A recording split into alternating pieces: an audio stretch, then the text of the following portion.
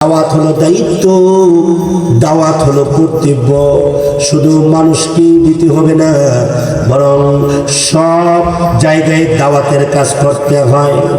দোকানে দাওয়াত, অফিসে দাওয়াত, আদালতে দাওয়াত, ওই যে কলকারখানায় দাওয়াত, ওই যে শ্বশুর বাড়িতে দাওয়াত। মানুষ আছে দাওয়াত, মানুষ নাই তথাপি দাওয়াত। আল্লাহু আকবার বলেন। মানুষ না থাকলেও দাওয়াত। কেননা আল্লাহর নবীকে প্রশ্ন করা হয়েছে, পয়গম্বর, ওগো পয়গম্বর, ওগো রাহমাতুল লিল আলামিন বলেন, আমি অভাবে আছি, আমি একটু অভাবে আছি। আল্লাহর রাসূল বলেন, অভাবে থাকলে এক কাজ করবে নাকি, ঘরে ঢোকার সময় সালাম দিয়া ঢুকবা, সালাম দিয়া ঢুকবা। ওগো পয়গম্বর, সালাম দিয়ে ঢুকবো বলে হ্যাঁ। ওগো পয়গম্বর, তারপরে কি, ঘরে ঢোকার পরে একবার সূরাতুল ইখলাসটা তেলাওয়াত করবা। যাও, তোমারে আমল দিয়া দিলাম। এমনি ডাক দিয়া কয়, ওগো আল্লাহর নবী, ওগো রাহমাতুল লিল আলামিন বলেন না গো, ঘরে যদি আমি মানুষ থাকলে সালাম দিব না, মানুষ না থাকলে সালাম দিব? ঘরে মানুষ থাকলে এনে সালাম দিতাম, না থাকলে কি সালাম দিব নাকি? আল্লাহর রাসূল বলেন, মানুষ না থাকলেও তুমি ঘরে সালাম দিয়া ঢুকবা। ওগো আল্লাহর নবী, মানুষ না থাকলেও সালাম দিয়া ঢুকতাম। বিলেগা, মানুষ না থাকলেও তুমি ঘরে সালাম দিয়া ঢুকবা। কেননা তোমার ঘরের ভিতরে মানুষ না থাকলেও আল্লাহর তৈরি নূরের ফেরেশতারা আছে। ফেরেশতাদেরকে সালাম দাও। সাহাবীরা দিয়ে কই, ওগো আল্লাহর নবী রাহমাতুল লিল আলামিন আমলটা শুরু করে দিলাম। এইজন্য বলতেছি যে সব জায়গায় দাওয়াত।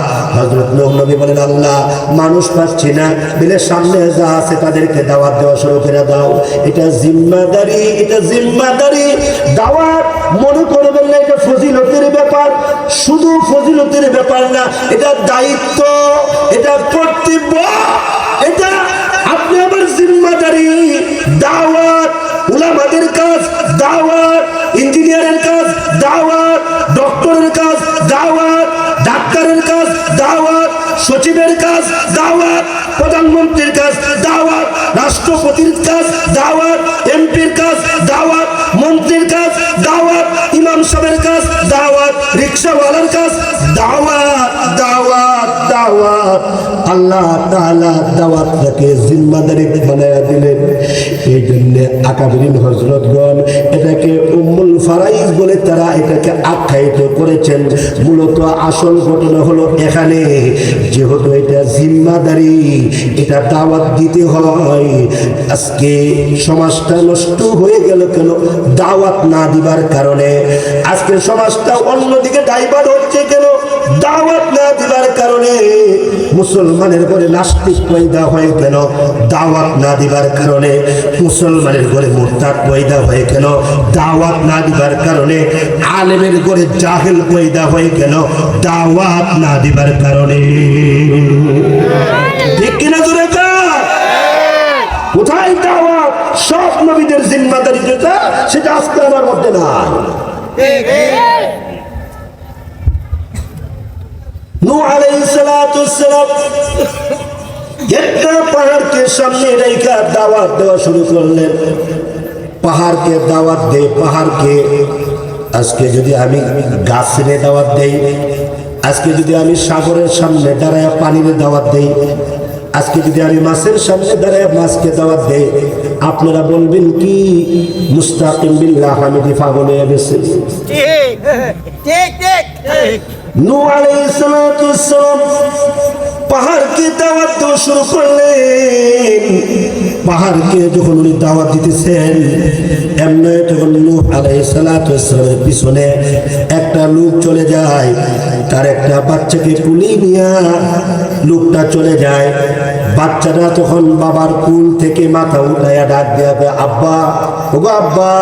এই লোকটাকে ওই যে পাহাড়ের সামনে আঙ্গুল নেড়ে নেড়ে কথা কয়। আমাদের অনেক ছাত্ররা আছে ঘরের মধ্যে একা রুমে রুমে বৈশা সে ওয়াজ করে, বয়ান করে। সুবহানাল্লাহ বলবেন। ইসলাম সাহেব হুজুর জিজ্ঞাসা করে, হুজুর প্রায় কত এই মুস্তাকিমুল হামিদি যে একটা সিল্লাসিল্লি করে, তার লাগে তো কিতাব মোতালা করতে পারে না। আমাদের অনেক ছাত্ররা রুমে বৈশা বৈশা একা একা দাওয়াত দেয়, সুবহানাল্লাহ জোরে কর। এটাকে বলে প্রস্তুতি, এটাকে বলে ট্রেনিং। প্রস্তুতি ট্রেনিং নিবি, এটা তো আমাদের ছাত্ররা এইভাবে তারা করে। হুজুররা কিতাব মোতালায় ডিস্টার্ব হয় অনেক সময়, কিন্তু ছাত্ররা উস্তাদ যে দিনের বেলা পড়াইয়া গেছে, জালালাইন শরীফ পড়াইয়া গেছে, ছাত্ররা সুর দিয়া দিয়া পড়ে, সুর দিয়ে দিয়া পড়ে। আল্লাহ তাআলা আমাদের ছাত্রগুলাকে জমানার ওই যে আব্দুল হামিদ সাহেব রহমাতুল্লাহের মতো কবুল করে নে, মুহাদ্দিস হবিগঞ্জের মতো আল্লাহ কবুল করে নে, শেখে কাতিয়া, শেখে কুরিয়া, শেখে বাগা, শেখে বায়ামপুরি, শেখে বরনবী, আব্দুল্লাহ হরিপুরি, শেখে গাজীনগরী মাক্কি, শেখে গৌহরপুরি, শাইখুল হাদিস আল্লামা আজিজুল হক, মুফতি আমিনী, শাইখুল ইসলাম আল্লামা আহমদ শফি, জুনায়েদ বাবুলপুরি। আল্লাহ তাআলা আমাদের ছাত্রগুলাকে তাদের মতো কবুল করে জোরে করে আমিন।